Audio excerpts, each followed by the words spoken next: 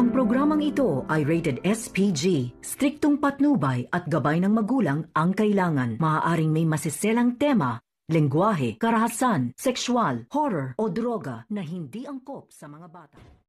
Habang umiinom si Don Facundo ng tsokolate na mag-isa, di nagtagal ay lumabas din si Tinding sa kanyang kwarto at nakita siya ni Don Facundo, kaya inalok niya ito ng tsokolate para aantukin. Kaya naman habang umiinom sila ng tsokolate, ay naikwento naman ni Don Facundo ang kanyang malaking problema sa pag-alala niya sa kanyang apo na si Catherine. Dahil kapag matuloy ang gulo nila sa napapangasawa ni Catherine ay maaaring madadamay si Catherine. Ngunit pinalakas naman ni Tinding ang loob ni Don Facundo na walang mangyayari kay Catherine, lalo na't palaban din si Catherine. Dagdag pa ni Tinding na maganda at maayos ang pagpapalaki ni Don Facundo sa kanyang apo. Kaya natuwa naman si Don Facundo at gumaan ang loob nito. Pero hindi maiwasan ni Don Facundo na malungkot kapag aalis na si Tinding dahil si Tinding lang ang makakausap niya, lalo na pag may problema siya. Samantalang ginamot naman agad si Don Julio pagdating ng kanilang bahay sa kanilang private doktor. Pero galit na galit nga itong si Ramon kay David dahil sa pagpapabaya nga daw nito sa kanyang papa.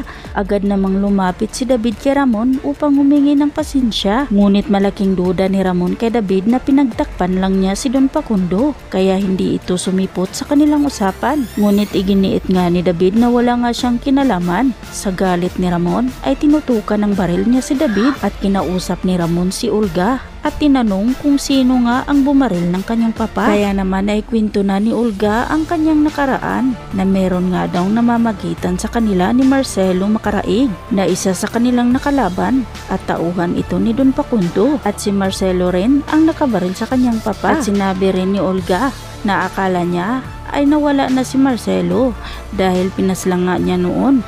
Ngunit hindi niya alam na buhay pa pala at kinamumunghian niya si Marcelo, lalo pat binaril niya si Don Julio. Kaya nagdesisyon si Ramon na siya na ang tatapos kay Marcelo upang ipaghiganti niya ang kanyang papa. Kaya sa galit naman ni Ramon ay nagdesisyon itong mag-shooting gun at doon niya binuhos ang kanyang galit. Sa kabilang banda naman, pinuntahan ni David si Catherine upang ikulong sa kwarto at kinuha pa ang cellphone nito. At kahit nagmamakaawa si Catherine na wala siyang kasalanan, ngunit hindi pa rin nakikinig si David. Kaya naman sobrang pag-alala ni Don Facundo sa kanyang apo dahil hindi nga ito makontak ang kanyang cellphone. Sa kabilang banda, dahil malaki ang utang nila Apo Manuel at papaalasin sila sa kanilang tinitirahan kapag hindi nila mabayaran ang kanilang utang. Kaya wala na ibang maisip sila Apo Manuel na makakatulong sa kanila kundi tanggapin ang alok nila tanggol. Kaya kinabukasan maaga ngang lumusog sila Apo Manuel upang puntahan sila Boss Divina at nakausap na rin nila Apo Manuel si Boss Divina at tinanong ito kung saan ibibinta ang mga gold nila. Kaya sinabi ni Boss Divina na ibibinta nila sa lugar kung saan maraming mga Amerikano. Ngunit nakonsensya naman sila Amanda at Supremo, kaya kinausap nila si Tanggol